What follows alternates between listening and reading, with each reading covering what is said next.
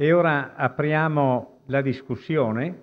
Devo dire con molto rammarico che non è tra noi l'onorevole Pandolfi, perché stamattina ha dato comunicazione di avere febbre alte, quindi è stato trattenuto forzatamente a casa. Gli facciamo gli auguri. Devo dire, perdendo solo 30 secondi, che l'onorevole Pandolfi è un personaggio che veramente impressiona. Ha 90 anni, ma è ancora lucidissimo, un eloquio perfetto e scorrevole, quindi sarebbe stato interessante la sua testimonianza come ministro delle finanze nel 75-76, quindi quello che ha appunto applicato poi nel concreto la riforma.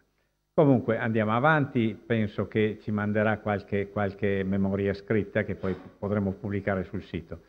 La discussione ora prevede 3 interventi che sono un po' parcellizzati per necessità organizzativa, salvo che poi qualcuno non voglia anche commentare Gallo e Tremonti con piena libertà. Abbiamo preso 3 segmenti importanti della riforma tributaria. Uno riguarda le piccole e medie imprese e queste cose che avete sentito accennare nelle 2 relazioni, il revival del reddito normale, l'introduzione di coefficienti presuntivi e quant'altro. E questo sarà trattato da quello che è il massimo responsabile tecnico di queste diavolerie, cioè l'amico Piero Brunello, presidente della Fondazione Venezia, ma qui essenzialmente nella veste di ex presidente della SOSE, che ha dunque curato tutti questi studi di settore che ci hanno accompagnato per ormai più di 20 anni e che non sono ancora finiti, essendo confluiti in questa nuova forma di indicatore di compliance. Poi avremo la finanza locale che, come avete sentito, è spesso citata come atto d'accusa al centralismo voluto o forse tollerato, più che voluto da Visentini. E poi avremo l'IRPEF, anch'essa una bellissima visione di imposta generalizzata che doveva realizzare da sola o comunque prevalentemente l'articolo 53 della Costituzione e che invece è stata in buona parte svuotata, e di questo parlerà il professor Sartor. Il professor Rizzi parlerà invece di finanza locale. Il professor Rizzi è ordinario di Scienza delle Finanze all'Università Ca' Foscari, mentre il professor Nicola Sartor è ordinario di Scienza delle Finanze all'Università di Verona, rettore dell'Università di Verona, e è stato anche con responsabilità di governo come sottosegretario, quindi anche in lui vediamo pensiero, ecco, da studioso e azione da operatore politico che si fondono insieme e potranno darsi una bella visione di questi problemi. Allora direi nell'ordine alfabetico invito il professor Brunello a prendere la parola. E intanto grazie al professor Tremonti.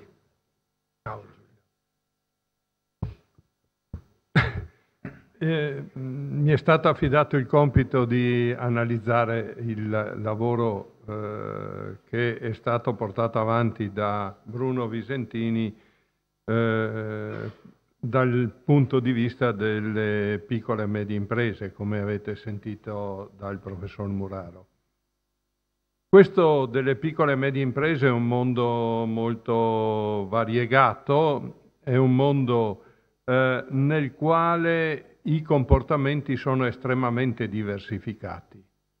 E questa è una premessa che bisogna tenere bene presente quando si parla di interventi in questo mondo, perché non c'è alcun dubbio che nel rapporto più generale fra Stato e cittadino quello con il fisco, cioè il fisco è un punto di contatto nel quale il cittadino è particolarmente sensibile, perché vuoi per le norme che spesso si rincorrono, si stratificano, vuoi per gli adempimenti, vuoi per gli obblighi di dover pagare, ma anche e soprattutto per l'ansia che deriva non solo dalle scadenze, ma anche dalla possibilità di verifica, di accertamento e di sanzioni. Il cittadino, nel momento in cui diventa contribuente, diventa sensibile. E anche bisogna stare attenti, e questo lo devo dire con l'esperienza di questi lunghi anni che io ho fatto a Roma, bisogna stare attenti quando si rappresenta questo mondo. perché il rischio è di innestare situazioni di conflitto anche sociale, perché non c'è dubbio che ci sono delle aree dove si annida una evasione più generalizzata, però è anche vero che non solo c'è la classica contrapposizione lavoratori che hanno il pagamento di imposte attraverso le ritenute, ma c'è anche all'interno dello stesso settore, dello stesso mondo, ci sono comportamenti estremamente diversi. Per cui, per esempio, rappresentare questo mondo attraverso il confronto con medie è uno degli errori più devastanti che ci possa essere. Vanno fatti degli approcci molto selettivi.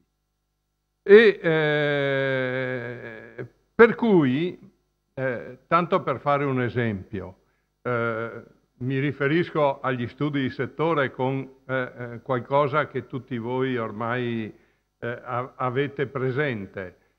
Non c'è dubbio che i soggetti congrui e coerenti hanno e rappresentano dei risultati in termini di dichiarazione nettamente diversi e nettamente migliori rispetto a quelli che non lo sono.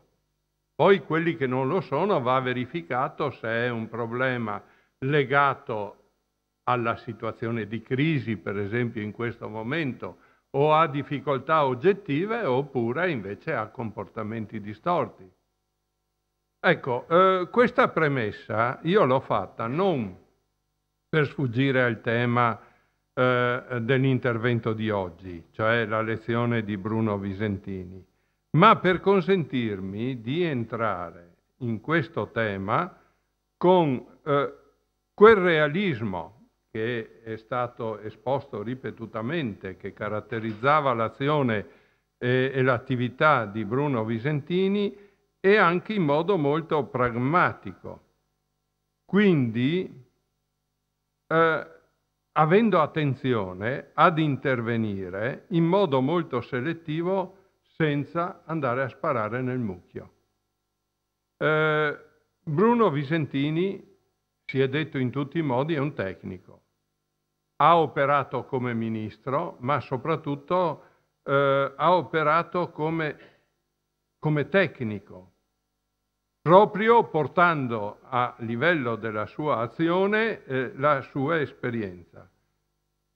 Per primo ha portato a norma, dopo la riforma del 71, la necessità di superare l'utopia di tassare tutto l'universo mondo delle imprese sulla base dei risultati di bilancio. E quindi anche le micro e le piccole, che nel nostro paese significano più di 4 milioni di soggetti. E lasciamo fuori tutto il mondo delle imprese agricole che poi fanno storia a sé. Risultati che, come dimostra il contenzioso dal 71 agli anni 84, quando è intervenuto con l'introduzione del forfait, l'ubriacatura della validità del bilancio e della contabilità aveva portato a estrema difficoltà a contestare da parte dell'amministrazione finanziaria i risultati presentati, perché erano coperti da bilanci e bisognava superare la non rappresentatività della contabilità con contenziosi defatiganti. Lui ha scelto la soluzione del forfait. A posteriori possiamo affermare che ha portato risultati positivi il primo anno, perché ha preso tutti in contropiede. Negli anni successivi, invece, hanno portato un recupero da parte dei contribuenti. Primo, perché molti hanno fatto la scelta di optare per la tenuta della contabilità ordinaria, perché allora si era diviso il modo di applicare a seconda che fosse ordinaria o contabilità o semplificata. Per cui è esplosa la contabilità ordinaria, ma anche è esploso un problema giuridico. Molte piccole e medie imprese si sono trasformate in società di capitali perché con queste si evitava l'applicazione del forfait. Secondo, e questo è il fenomeno che è più indicativo, poiché molti costi non erano deducibili dal reddito in quanto compresi nel forfait, molti avevano colto la possibilità di non farsi fare la fattura risparmiando l'IVA. E quindi c'è stata una caduta di gettito in particolare su questo. Questo perché era importante entrare, ecco la premessa, in maniera selettiva. Gli inconvenienti, infatti, avevano evidenziato che era necessario intervenire in modo trasversale, evitando differenziazioni in riferimento al diverso modo di tenere la contabilità e alla diversa forma giuridica.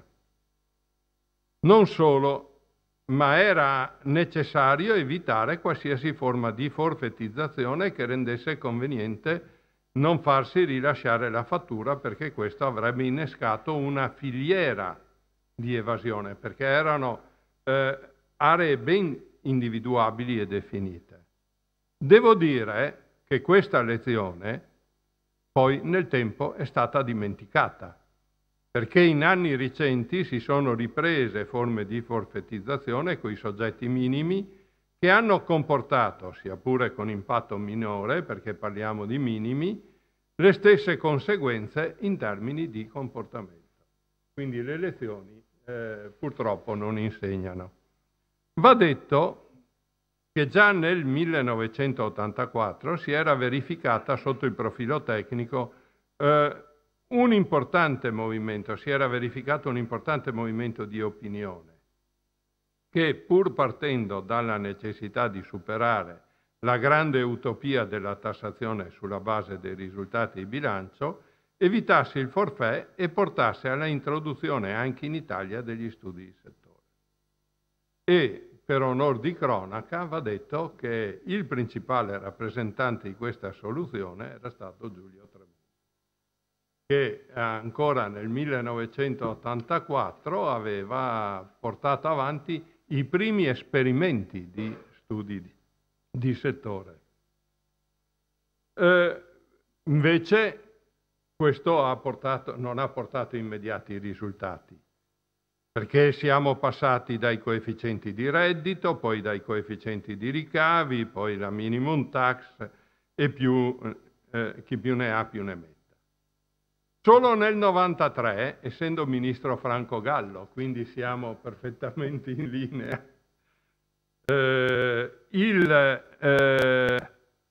gli studi di settore sono entrati per la prima volta nella normativa del nostro Paese, il famoso articolo 62 bis.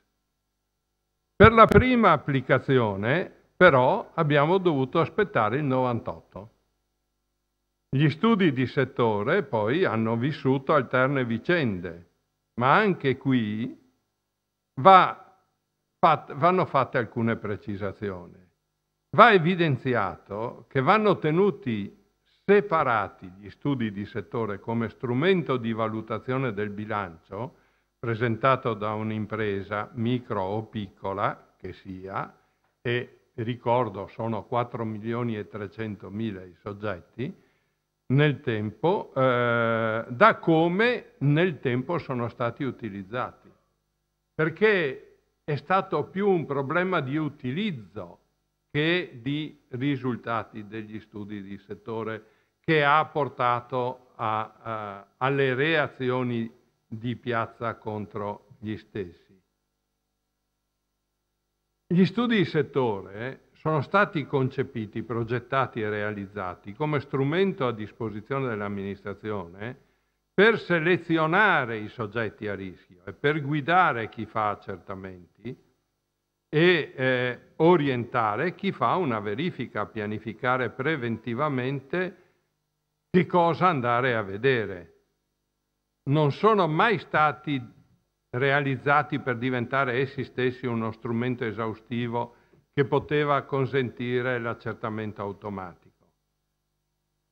Altrimenti avremmo dovuto superare il principio del reddito effettivo e arrivare a quello di un reddito normale, o se vogliamo, per una parola ancora più forte, catastale.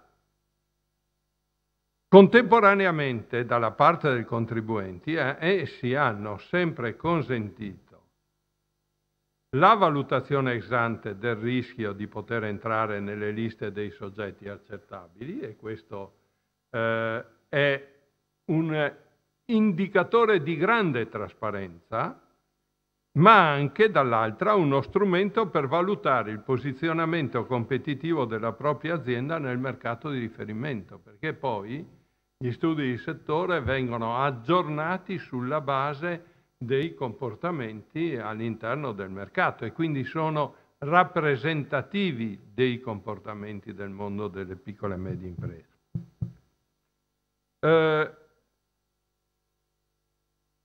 Tutto il processo di costruzione e applicazione degli studi di settore poi passa attraverso un processo di compliance. Dapprima con un confronto collettivo con la partecipazione delle organizzazioni rappresentative, sia nella fase di realizzazione che di manutenzione. Poi non solo a livello centrale, ma anche ci sono gli osservatori regionali per dare ragione al territorio. Sono stati fatti interventi pesanti per modificare gli studi e tener conto di situazioni particolari in determinati settori. Poi si è data la possibilità, attraverso un quadro inserito nella stessa dichiarazione, di un'autotutela del contribuente stesso, consentendogli di motivare le cause degli scostamenti.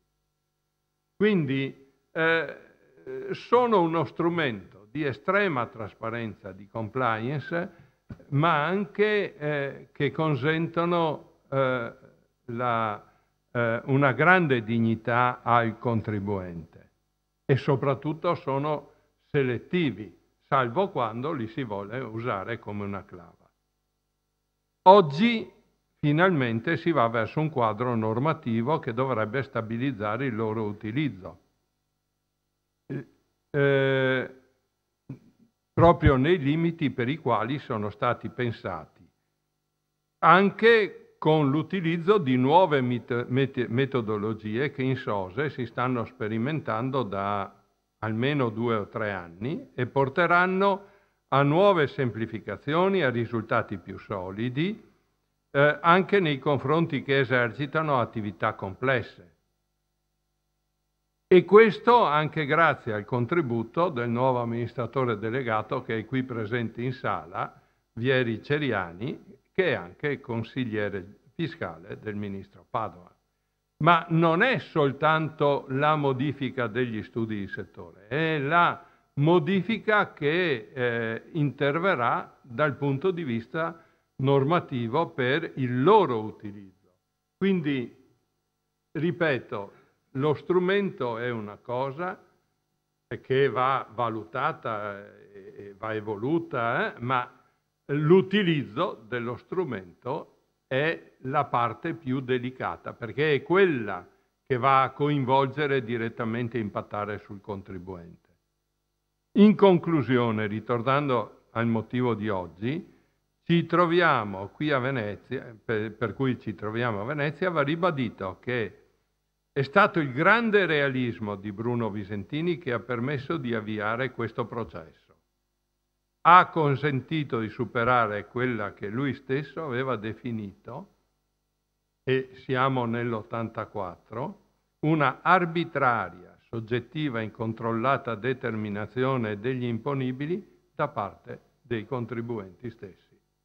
E questo purtroppo è stato per lungo tempo vero. Grazie. Grazie dottor Brunello. Auguri a Vieri Ciariani, dunque, che deve proseguire l'opera come presidente SOSE. Mi permettete di fare un brevissimo commento, perché pare che ci sia stato negli anni 70, ai tempi della riforma, no, un grande abbaglio che poi con onestà intellettuale è stato riconosciuto.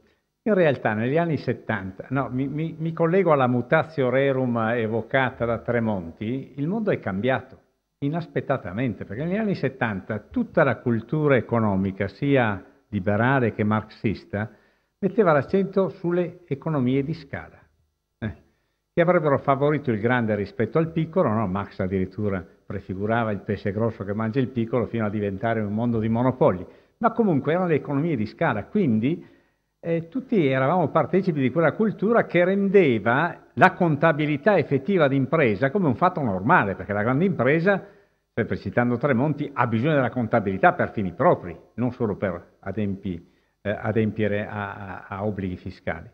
Quindi poi è cambiato. Negli anni 70, vi ricordate l'esplosione, le rivolte studentesche, l'ingovernabilità della grande impresa, l'esplosione del piccolo e bello. Quindi è cambiato il mondo, quindi non è stato tanto riparare un errore, anche se naturalmente a posteriori si può ragionare così, è stato proprio un prendere atto che la realtà mutava rispetto a quelle che erano le profezie generalizzate. Bene, proseguiamo con allora l'altro capitolo, finanza locale, professor Rizzi, che userà anche delle slide. Provo a proiettare.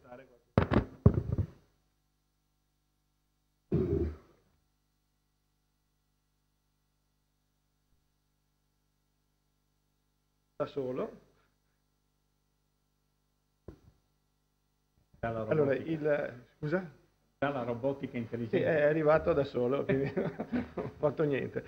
Allora, il professor Muraro mi ha affidato questo pezzettino di riforma tributaria da analizzare più da vicino e mi è venuto in mente, scrivendo queste poche note, che la finanza locale, finanza pubblica ed è parzialmente vero, ma mi occupo sostanzialmente della finanza locale, è una parte abbastanza dimenticata,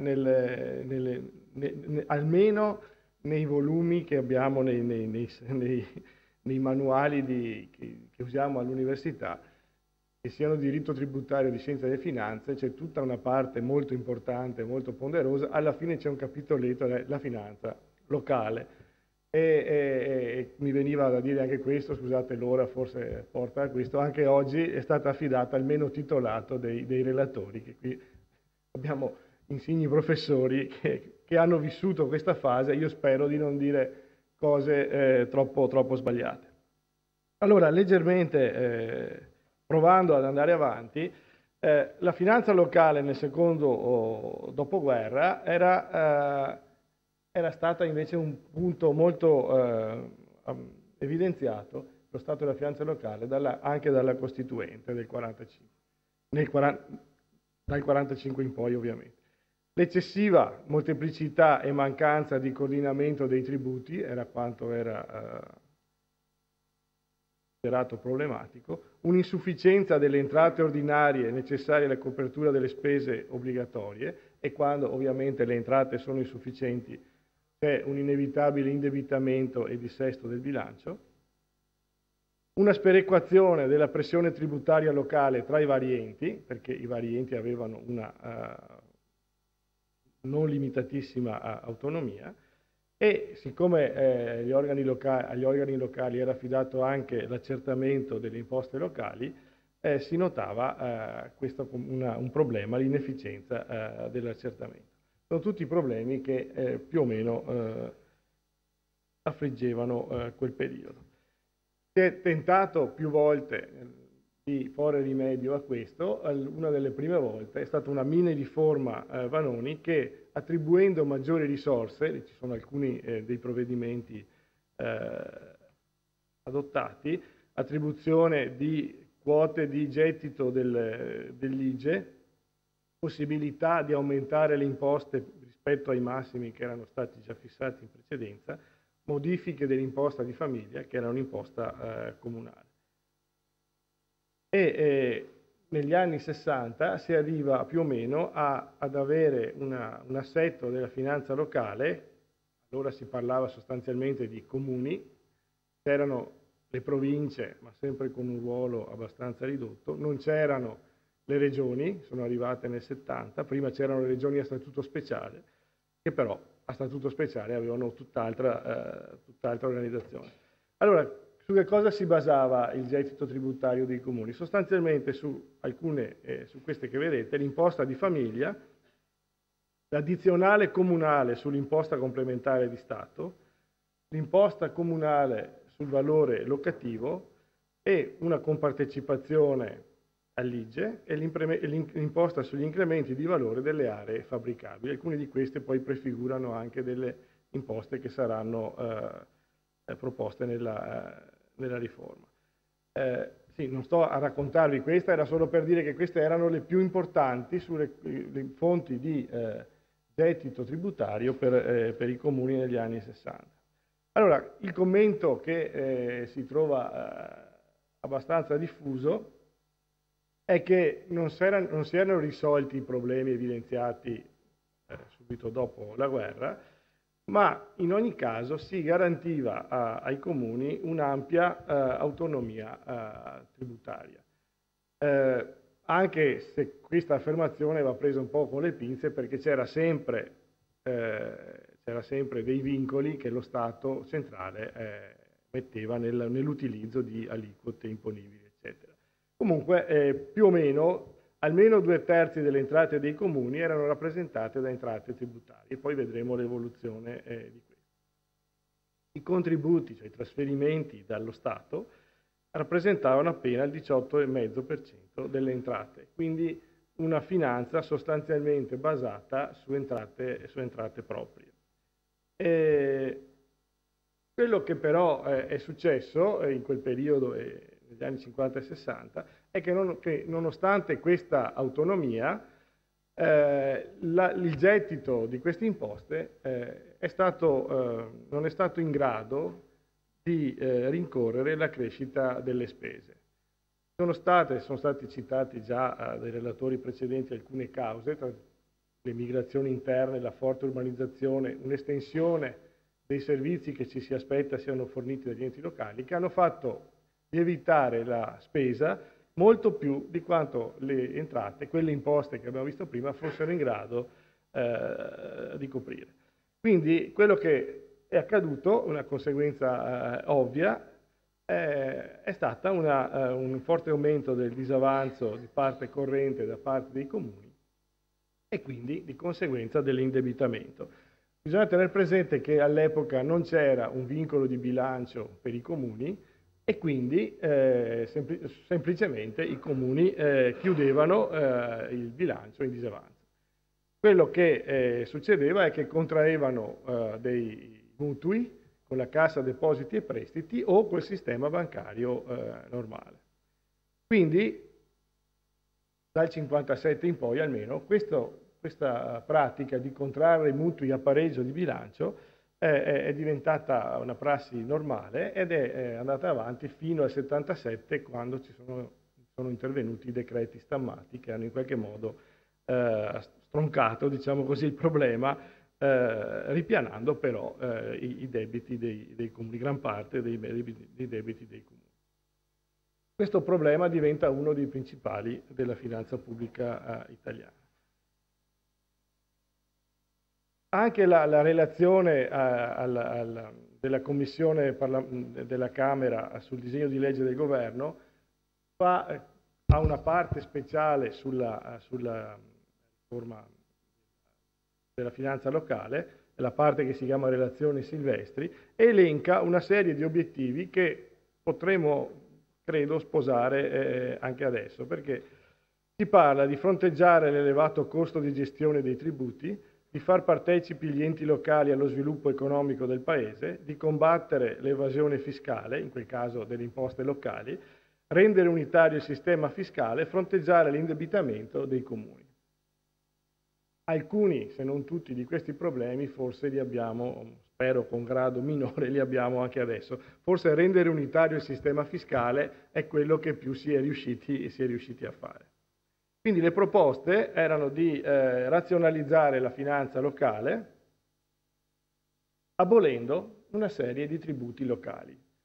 Non erano solo questi, ce n'erano molti di più. Nella relazione si citano 48 forme diverse di norme diverse che regolano la finanza locale. Però queste erano quelle che sono state indicate fra le più importanti, erano perché quelle che avevano anche il gettito maggiore, sovraimposte e addizionali alle imposte dirette erariali, l'imposta di famiglia, l'imposta sul valore locativo, imposte comunali di consumo, l'imposta comunale sulle industrie. E a questo doveva ovviamente seguire, per dare un gettito spendibile agli enti locali, l'istituzione di nuovi tributi.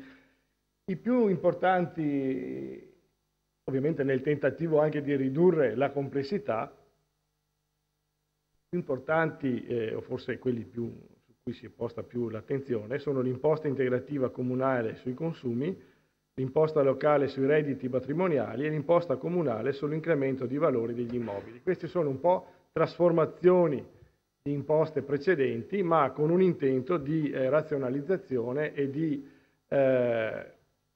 aumento del gettito delle singole imposte in modo da rendere più semplice anche la gestione. Il problema delle economie di scala si pone anche qui: se abbiamo poche imposte con gettito maggiore dovremmo riuscire a gestirle in modo migliore. Ovviamente quello che è stato anche ricordato dal professor Tremonti è successo in quel momento è stato una attenzione particolare all'autonomia istituzionale degli enti e non tanto alla loro autonomia tributaria. Alla fine c'era una visione, potremmo dire che allora c'era una visione molto centralista dovuta a vari motivi, ma comunque anche il clima politico ha avuto la sua importanza. Gli enti locali erano visti come strumenti meri, chiamiamo strumenti di attuazione degli interventi dello Stato. Quindi si dava meno importanza alla volontà delle comunità locali. Quindi dal disegno in poi, dalla riforma che si è attuata in poi, abbiamo visto la nascita di la finanza derivata, comunque di una maggiore componente di finanza derivata nella finanza locale, che si compone più o meno di due importanti fattori. Il decentramento, che può essere anche ampio, di competenza e di spesa, accompagnato però con la centralizzazione delle entrate tributarie. E questo rispondeva a qualche logica che però ha portato anche, cercherò di dirlo alla fine, però ha portato anche a qualche problema. Alla fine la legge delega del 71 e con l'attuazione successiva della riforma, l'imposta integrativa comunale sui consumi non è stata approvata, non è stata inserita nella riforma, e invece due imposte importanti hanno fatto la loro comparsa, un po' trasformando, come dicevo, imposte precedenti, ma sono l'INVIM, l'imposta sull'incremento di valori degli immobili, e l'ILOR, l'imposta locale sui redditi. Entrambe sono nate con l'idea di essere imposte assegnate ai comuni, e in cui i comuni potevano avere anche un pool limitato, però influenza sulla determinazione delle aliquote locali. Però la gestione e la riscossione erano riservate allo Stato, quindi anche in questo caso non c'è una completa attuazione di autonomia tributaria, perché lo Stato gestisce e riscuote il gettito. Però il gettito era a favore dei comuni, attraverso anche un fondo speciale che precorre un po' un sistema di perequazione delle risorse. L'ILOR però, credo che per l'ILOR sia stato molto veloce il passaggio alle casse dello Stato, per cui mentre l'ILOR è rimasta nelle casse dei comuni, l'Illor è stata immagazzinata nel bilancio dello Stato e invece ai comuni siano stati dati dei maggiori trasferimenti. Una breve slide, breve no, ma insomma una slide sull'istituzione delle regioni, perché nel 1970 sono comparse anche le regioni in attuazione della Costituzione. Allora, le regioni ovviamente non erano quelle che conosciamo adesso, avevano compiti più limitati, ma sostanzialmente quello che mancava alle regioni allora era la sanità, che è arrivata alla fine degli anni 70. E la sanità ha 3/4, 80%, occupa più o meno 70-80% delle risorse regionali. Quindi sono regioni con risorse molto più limitate da gestire. Ci sono alcuni tributi propri, sostanzialmente tasse o imposte sulle concessioni, ci sono quote di tributi erariali, ma comunque avendo una piccola parte di competenze hanno anche una piccola parte di questi tributi. Anche in questo caso, qui siamo attorno, i tributi propri saranno attorno al 10% del bilancio complessivo, si parla più di autonomia di spesa che non di autonomia tributaria in senso stretto. Ho provato a fare qualche grafico sull'andamento della finanza pubblica in Italia e evidenziando la parte degli enti locali, però poi mi sono accorto che un collega, Luciano Greco, li aveva già fatti in un libro di scritti in onore di Gilberto Muraro del 2013 e quindi ho abbandonato l'opera e li ho fotocopiati perché danno esattamente l'idea dell'evoluzione dagli anni 60 in poi. Vedete, la barretta rossa indica 73 più o meno l'entrata in vigore della riforma. E questa prima slide evidenzia in basso, ci sono quei triangolini neri, sono gli enti locali, si vede che la percentuale, queste sono percentuali sul prodotto interno lordo, la percentuale degli enti locali non si è mai discostata molto dal 5%. Quindi se c'è stata una crescita della spesa primaria in Italia, quella che vedete lì in alto, le amministrazioni pubbliche in totale, non è ascrivibile agli enti locali, che sono stati mantenuti con finanziamenti forse non del tutto adeguati e comunque con competenze costanti a livello del 5%. Nel complesso si passa dal 25 al 48%, quindi una bella differenza. Un'altra infamità che si attribuiva alla finanza locale era quella di contribuire al debito pubblico. E in effetti, se voi guardate la prima parte delle slide fino agli anni 70, vedete che ci sono che un 20% del PIL poteva essere ascritto alle amministrazioni locali, mentre non era molto di più quello dello Stato, siamo al 40-50%. Però se guardate la storia successiva, decreti stammati arrivano del 77 e ripianano i debiti degli enti locali, io uso questa parola in modo colloquiale, vedete che la quota di indebitamento delle amministrazioni locali ritorna più bassa, sotto al 10%, ed è chiaramente lo Stato ad avere la parte del leone. Questo anche perché, avendo deciso di finanziare gli enti locali con risorse centralizzate, allora è lo Stato che se li incarica di reperirle e poi semmai le passa agli enti locali. Questa è un po' più complicata, la salterei, anche per esigenze di tempo. Quest'altra è l'ultima che vorrei farvi vedere. È l'indice di autonomia tributaria degli enti decentrati, cioè sarebbe la percentuale di entrate proprie, di tributi propri, rispetto alle entrate correnti. E se vedete la parte più nera, che riguarda i comuni, la linea più nera con quei rombi, vedete che prima, che negli anni 60 si stava tra il 50 e il 60%, e c'è proprio un calo drastico nel 73 con l'introduzione di queste nuove imposte che sono state assegnate e non hanno pensato proprio, non hanno potuto in nessun modo dare il gettito precedente. Vedete che questa cosa rimane abbastanza, pur altalenando, abbastanza simile fino a quando negli anni 90 è un nuovo modo di pensare al rapporto con gli enti, con la finanza locale. Si introduce l'ICI nel 92 e quindi vedete che salta in alto la linea dei comuni che cominciano ad avere un 30% di entrate proprie. Per le regioni è la stessa cosa, il grande salto su quelle più in alto, più grigie, il salto arriva con l'IRAP quando appunto un'imposta regionale sulle attività produttive è stata assegnata alle regioni. Quindi l'effetto della riforma è quella parte più bassa, cioè un accentramento totale delle... Ho finito? Conclusioni, guarda, c'è scritto. Mi sembra che le due necessità tra le quali lo Stato italiano è oscillato sono queste: la necessità di accentramento delle entrate tributarie e la necessità di assegnare il giusto grado di autonomia istituzionale e finanziaria agli enti locali, quello che adesso con parole moderne chiameremo federalismo. E tra queste due si è oscillati. È chiaro che nella riforma dei primi anni 70 ha sicuramente privilegiato il primo tra le due necessità e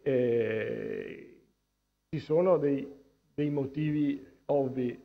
La modernizzazione dello Stato che era imposta in quel momento, di cui c'era la necessità in quel momento, portava ad avere un controllo molto più stringente dei mezzi di finanziamento dello Stato e quindi in un momento in cui si tentava di riprendere in mano la situazione, diffonderla tra gli 8.000 comuni, e province e regioni forse non era la cosa più efficiente. Chiaramente questo ha portato a troncare quella che è l'autonomia tributaria locale e anche negli ultimi anni, credo che nonostante l'enfasi sul federalismo, ma blocco delle aliquote, soppressione dell'ICI sulla prima casa, patto di stabilità interno, non abbiano aiutato questa crescita di responsabilizzazione degli enti locali che funzionano se, come c'è scritto nei manuali, si associa la responsabilità della spesa anche la responsabilità di trovare i mezzi di finanziamento. E qui ancora, secondo me, abbiamo molto da fare. Grazie. Grazie per questo intervento molto documentato ed ora chiude il professor Sartor, che ha fatto diversi saggi sull'IRPEF e quindi ci darà una visione in particolare su questa che doveva essere il pilastro, no, della riforma tributaria. Grazie, innanzitutto ringrazio l'Istituto Veneto, in particolare Gilberto Muraro, per avermi invitato a contribuire. Sono onorato di poter sedere accanto agli illustri relatori, sono anche un po' imbarazzato perché all'epoca della riforma tributaria ero non studioso ma studente, quindi non ho potuto vivere in prima persona, soprattutto nei contatti informali che molto spesso aiutano molto a comprendere. Vorrei soffermarmi a proposito dell'imposta comprensiva su due aspetti. Uno in particolare mi ha colpito, la questione relativa alla deviazione rispetto all'ideale di omnicomprensività e l'altro un breve passaggio sul cumulo. Però sull'omnicomprensività mi colpiva questo fatto. In fondo Bruno Visentini e anche Cesare Cosciani erano amici, si stimavano grandemente, avevano una visione comune di quelli che dovevano essere gli ideali ispiratori della riforma tributaria, in particolare su questo aspetto l'idea dell'omnicomprensività fondamentalmente per un ideale di trasparenza. Le imposte reali non consentivano al contribuente di capire esattamente quanto pagava, quindi un abbandono della, chiamiamola teoria alla Pugliani, dell'illusione finanziaria verso un'idea molto più di rapporto corretto tra Stato e cittadino, di trasparenza, di neutralità e anche ovviamente avendo in mente l'idea della progressività, idealmente appunto una progressività funziona se viene applicata a tutti i redditi. Però sul tema della tassazione dei redditi di capitale c'è stato un contrasto tra Cosciani e Visentini, contrasto che alla fine vide prevalere Visentini, ricordiamo, era stato anche ricordato, Cosciani si dimette, Visentini riassume. Ho sempre cercato di capire, ripeto, dalla mia visione non dico attore, ma nemmeno osservatore diretto all'epoca, qual è il motivo alla base di questa deviazione, visto che Bruno Visentini condivideva l'ideale e i principi, passatemi i termini, rivoluzionari rispetto all'impostazione precedente. Dopodiché, cercando di leggere un po', e anche il professor Gustavo Visentini ha citato un attimo prima, ecco l'elemento che personalmente mi apre gli occhi. La tassazione del risparmio è materia di ordine pubblico. Questo è proprio un convincimento forte da parte di Bruno Visentini e quindi deve essere guidata da scelte discrezionali da parte del governo. Quindi questo, al di là poi di altre deviazioni che sono state frutto del dibattito parlamentare, è evidente che in questi contesti si scatenano le lobby, ci sono le lobby più o meno potenti e quindi ci possono essere ulteriori deviazioni, però in fondo questo era un elemento che ha portato razionalmente e lucidamente a non volere la vera imposta omnicomprensiva e quindi sappiamo imposta sostitutiva con aliquote differenziate in ragione della diverse tipologie di reddito capitale. Quindi la visione, passatemi in termini, interventista dello Stato, che ha necessità, proprio per ragioni di ordine pubblico, di intervenire canalizzando tramite i differenziali di tassazione il risparmio in una forma o l'altra. Sappiamo che il risultato è stata la cosiddetta doppia intermediazione del risparmio, un eccesso, per parole anche dello stesso Gustavo Visentini, poi l'eccesso di indebitamento da parte delle imprese a causa di questo. Allora, l'altro elemento che mi ha colpito è, e quindi qui vedrò se la mia lettura è corretta o no, mi scuso anticipatamente se per caso non fosse corretta, qualcuno ha commentato, per lungimiranza, per casualità, in fondo ha anticipato di anni una tendenza che poi avremmo trovato a partire dalla seconda metà degli anni '80, tutti gli ordinamenti tributari attuali fondamentalmente hanno abbandonato l'omnicomprensività e se possiamo individuare il modello astratto più famoso è quello della dual income tax nordica introdotta dai paesi nordici nella seconda metà degli anni '80, che in fondo ha la progressività solo sui redditi da lavoro e ha invece la tassazione separata proporzionale, tra l'altro con aliquota unica. Allora, a mio giudizio, e qui oso interpretare, però c'è una profonda differenza tra quello che era la visione di Bruno Visentini e quello che è stato la ragione dell'adozione di questo sistema nella seconda metà degli anni '80. In fondo Visentini, riprendendo l'affermazione fatta prima, era una questione di ordine pubblico. Quindi mi verrebbe da dire in maniera molto sommessa, siamo tutti convinti che sia Cosciani che Visentini erano convinti sostenitori del pensiero economico liberale, però mi verrebbe a dire sì, pensiero economico liberale, ma puntini, puntini, puntini. Forse in alcuni casi si giustifica una deviazione perché un pensiero economico liberale in senso stretto non può portare a una soluzione di questo tipo. Lo Stato che regolamenta, pone le regole, dopodiché le libere forze di mercato agiscono. Quindi casomai una tassazione sostitutiva sì, ma con aliquota unica, non con aliquota differenziata. Mentre radicalmente diversa è la ragione per cui oggigiorno troviamo questo modello, che è fondamentalmente il passaggio dalla priorità all'equità che dominava allora alla cosiddetta efficienza, o meglio, di fronte alla liberalizzazione dei movimenti di capitali, le azioni difensive degli Stati nei confronti della concorrenza e della competizione internazionale, in assenza di armonizzazione comunitaria, ogni Stato cerca di difendersi rispetto ai fenomeni di delocalizzazione delle imprese, veri, fittizi o ai fini elusivi. Quindi trovo una interpretazione non corretta dire ha anticipato i tempi. Sì, come dire, empiricamente l'osservazione può portarci a dire ha anticipato i tempi, però le ragioni alla base di questa scelta sono profondamente diverse, quelle di allora rispetto a quelle di oggi. Mi sono azzardato in questa interpretazione, poi vedremo se è corretta o meno. Un rapido passaggio sul cumulo dei redditi, due osservazioni. La prima era: ho apprezzato il fatto che a suo tempo, e da allora mai si è riusciti, c'era anche stato un tentativo di estendere il cumulo a forme familiari non codificate, proprio perché dominava l'ideale di equità e quindi si voleva evitare quella che poteva essere la discriminazione nei confronti del matrimonio. Ma temo che in questo Paese mai e poi mai si riuscirà, per ragioni ovvie, a fare qualche passo avanti in questa direzione. Dopodiché sappiamo che quello che è accaduto è un profondo mutamento nel modello familiare che, ricordiamoci, il 68, autunno caldo, eccetera, eccetera, eccetera, il diverso giusto ruolo della donna, che ha indotto una modifica del diritto di famiglia, quindi non è che sia piovuto dal cielo, ma è stato il riflesso di un mutamento nei convincimenti diffusi o nelle regole sociali, e di conseguenza ecco la sentenza di incostituzionalità del cumulo del 1976.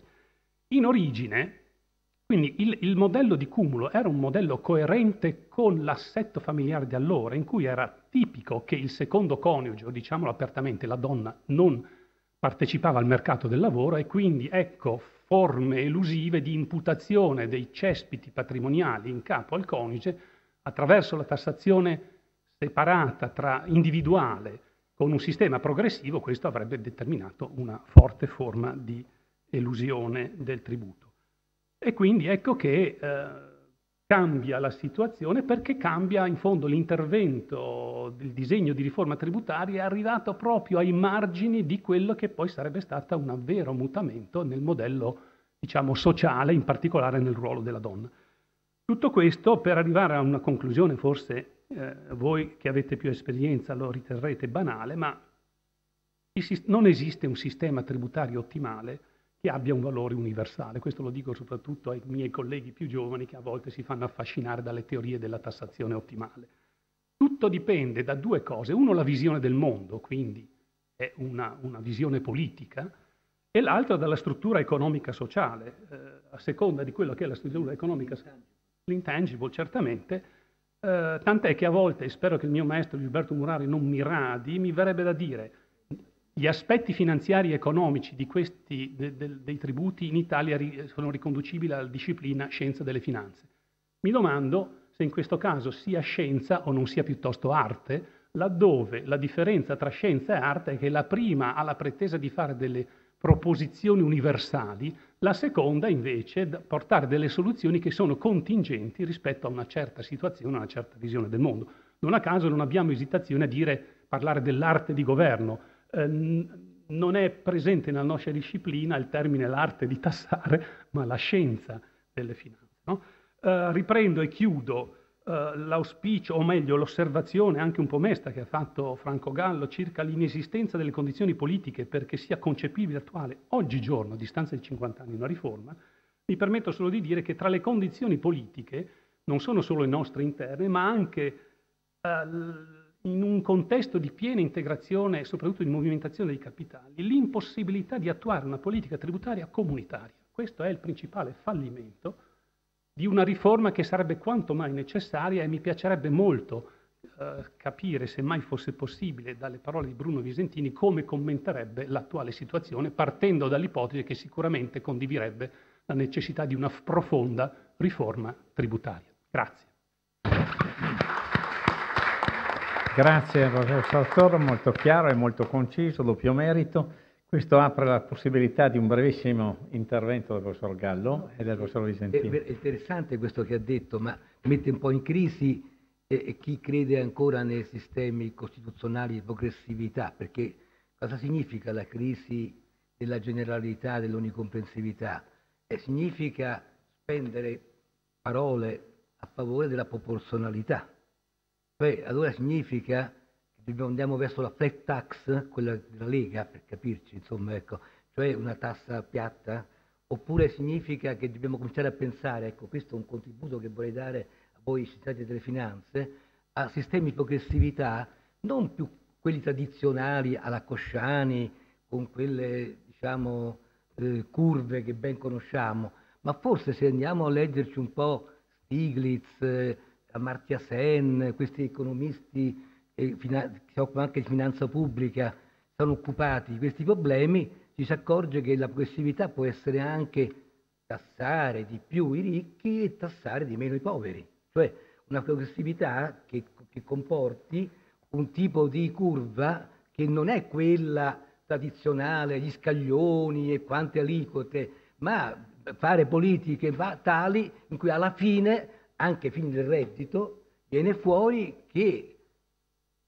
o perché c'è l'incapienza, o perché c'è una situazione di svantaggio fra chi sta nella parte alta e chi nella parte bassa, qualcosa si deve fare, insomma, attraverso imposte sostitutive, comunque ecco, non abbandoniamo l'idea della progressività, o quantomeno, perché altrimenti la tendenza in questi ultimi anni è che per colpa della globalizzazione, dell'economia, degli intangible, dobbiamo rincorrere questo reddito o questo patrimonio che se ne va in giro per il mondo, e allora a questo punto dobbiamo rinunciare, prendiamo quello che possiamo. Ecco, forse un discorso un po' più globale, un po' più comunitario, un po' più da OCSE, bisognerà farlo in questa ottica qua. Un fatto di speranza, ecco, per questo voglio dire. Bene, grazie anche della precisazione. Professor Vigentini.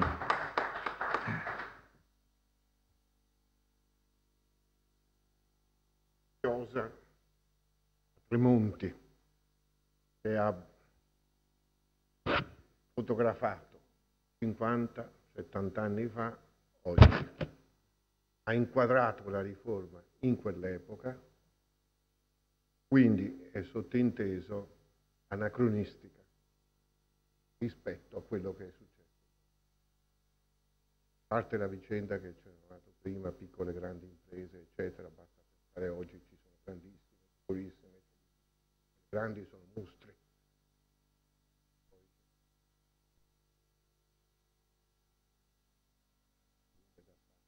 Poco meno impressionante, cioè, nel contempo ci sono migliaia di piccole. La chiosa è perché l'ho vissuta. L'ho vissuta nella relazione anche del commerciale, me l'ho messo in quella della società, in quella prospettiva. Si erano accorti, no, anche politicamente era stato accettato che l'Italia faceva parte della comunità. Che la comunità europea evolveva fortemente verso moneta unica. In quei giorni si discuteva, cioè la libertà di movimento di capitali. Poi c'è stata la vicenda Reagan mondiale, ma in Europa era pacifico, si arrivava lentamente a quello. Quindi la riforma era pensata per uno Stato che doveva inserirsi nel sistema comunitario molto forte. Cioè non doveva sparire lo Stato, come lo vediamo oggi. È uno Stato diverso di quello di Westfalia. Beh, lì se uno lo dice troppo in sintesi non si sa bene cosa vuol dire. Lo Stato che si immagina nella comunità e che allora avevano immaginato e che noi immaginiamo oggi è lo Stato in una federazione dove la democrazia nasce attraverso lo Stato. Quindi lo Stato era il punto forte. Mi ricordo che la finanza locale, per le ragioni che è stato detto prima, non poteva essere gestita localmente. L'idea che si diceva che doveva essere gestita nazionalmente con tributi tipo la Germania. Ma le regioni non c'erano ancora. E quindi non c'era ancora come impostare il problema regionale, che poi con De Loro erano le regioni il tramite di contatto per una serie di cose. Ma su Tremonti, glielo dirò, ma ne abbiamo, siccome è un luogo comune che lui ripete in tutti i libri, lo scioglimento dello Stato, non è vero, lo vediamo intorno. E comunque le riforme di allora erano pensate, l'avevo vissuto, per uno Stato forte in Europa e quindi armonizzato.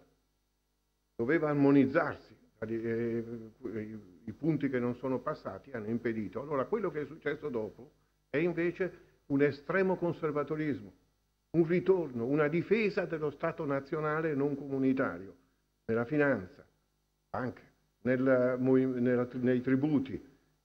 Abbiamo avuto, bisogna dirlo a Tremonti, anni di Lega, che più centralismo di così si muore. La Lega era centralismo massimo, fatto il centralismo. La spesa. La spesa. Bene. Chiedo scusa? No, devo dire che io sono dalla parte di chi sostiene che la globalizzazione ha indebolito gli Stati nazionali proprio con una perdita di sovranità effettiva anche in campo fiscale. Però sarà una bella materia di discussione. Va bene, allora grazie.